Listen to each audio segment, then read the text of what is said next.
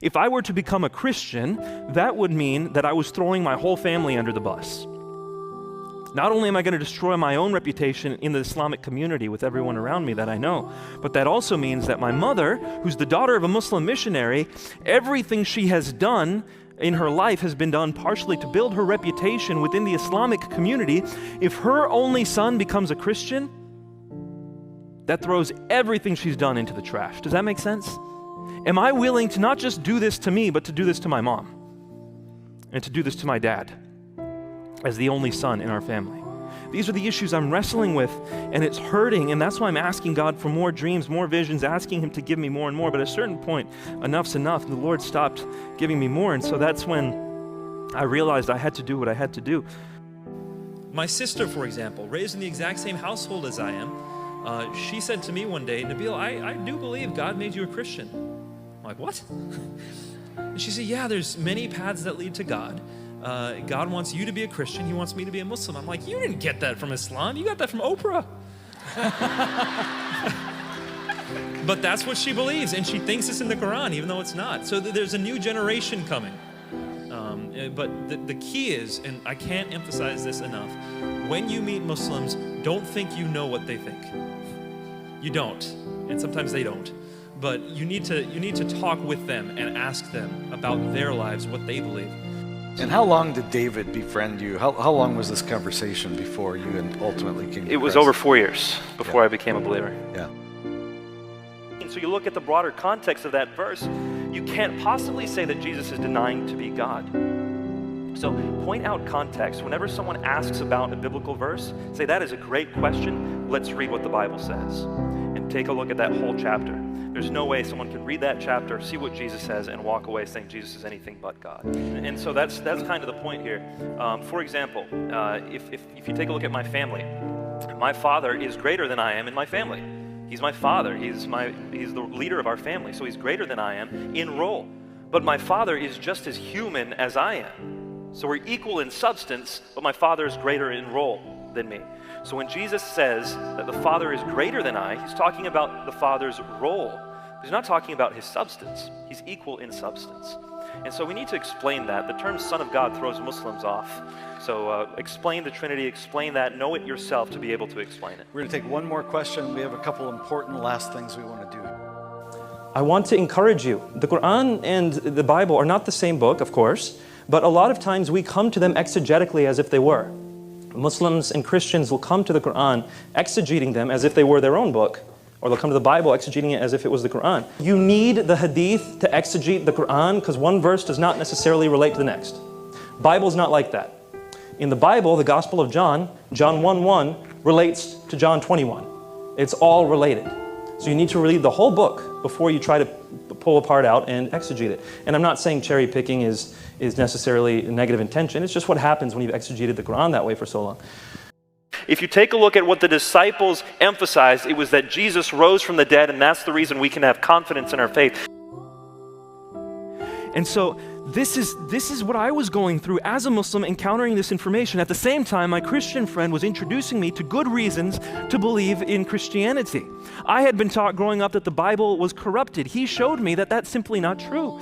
In fact, if I used the arguments consistently and I said, the Bible was corrupted, actually I was condemning the Quran far more so. Because the same arguments I was using on the Bible is actually much more applicable to the Quran, although I had no idea. Let's first take a look at Muhammad's life.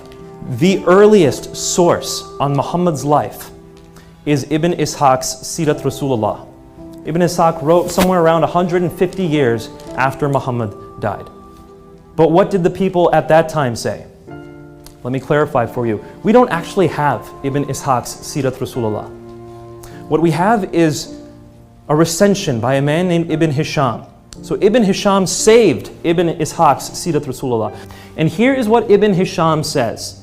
He says, I found in Ibn Ishaq's work things that were so offensive, so impossible, that I have taken them out. What is left is those things that I have found true. Fight the Jews and Christians because Islam has been made to prevail over every other. Now I'm seeing this as a Muslim, and this is all shocking to me. I'm learning this, and it's shocking to me because I didn't know this growing up. And then I get to chapter 9, verse 111 of the Quran, which says that Allah has saved you, that's the Christianese way of saying it, Allah has bought your persons and your property for this, that you might slay in battle and be slain. Allah has made you Muslim so you can slay in battle and be slain. That's what chapter 9, verse 111 says. Incidentally, it's the same verse that says if you die in jihad, you will go to heaven. The only guarantee given in the Quran of going to heaven. This was earth-shattering for me. But according to the Islamic sources, the Quran was compiled not by Muhammad's successor.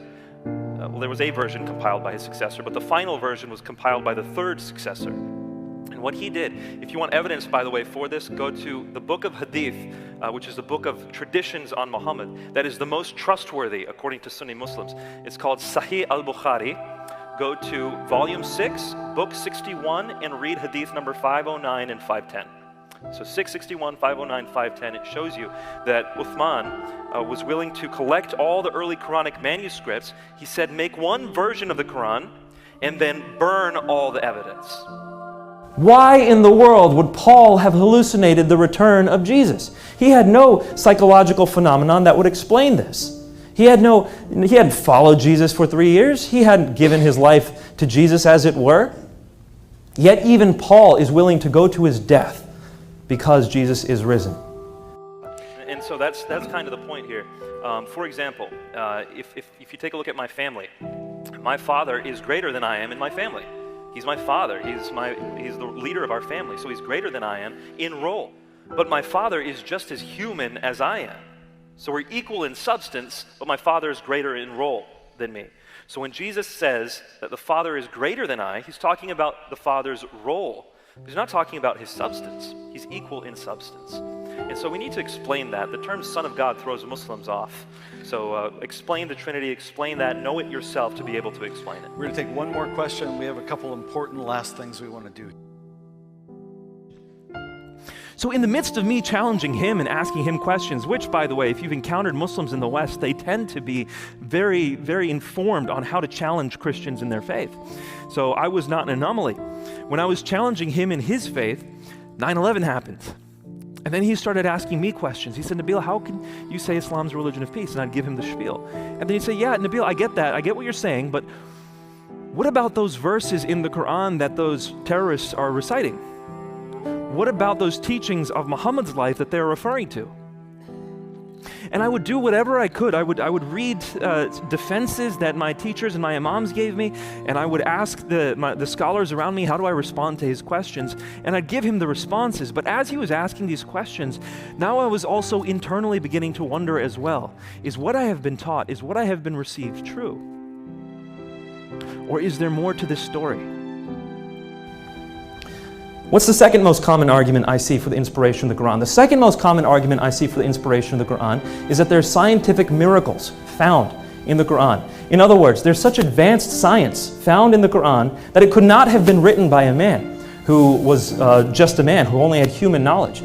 Either he had prophetic knowledge, thereby making Muhammad a prophet, or the Quran is inspired by Allah, and so you have the inspiration of the Quran.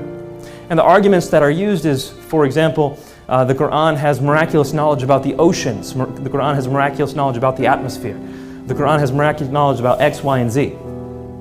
I believed this as a Muslim. In fact, there's a whole book published on this by a French physician named Maurice Bussai, and it's called The Quran, the Bible and Science. Anecdotally, I've heard, and from my own experiences, that 70% of people who leave Islam and come to Christ had a dream of some sort, because that's how they're expecting God to speak with them. And it's not a misplaced expectation. My dad received plenty of prophetic dreams when I was a kid. My mom received plenty of prophetic dreams when I was a kid. We often knew what was going to happen because of these dreams. I'm not here to speculate why we got those dreams, but that is just what happened. So I asked God to guide me through visions and dreams, and ultimately God gave me a vision in 3 dreams, which showed me that Christianity was the truth, that the gospel message was the true message. I wish I could go into the details, but we don't have time right now. So after doing all this studying first for years, it brought me to the altar of Christ, and then I started asking for dreams and visions, and he gave me dreams and visions, placing me right in the middle of a biblical parable I had never read. But you can't just convert.